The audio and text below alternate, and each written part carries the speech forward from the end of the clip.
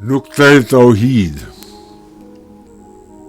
بیاں میں نقطہ توحید آ تو سکتا ہے، تیرے دماغ میں بت خانہ ہو تو کیا کہیے، وہ رمز شوق کے پوشیدہ لا الہ میں ہے،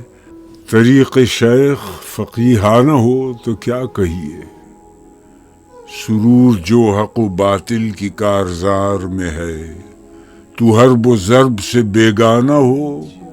تو کیا کہیے، جہاں میں بندہ حر کے مشاہدات ہیں کیا، تیری نگاہ غلامانہ ہو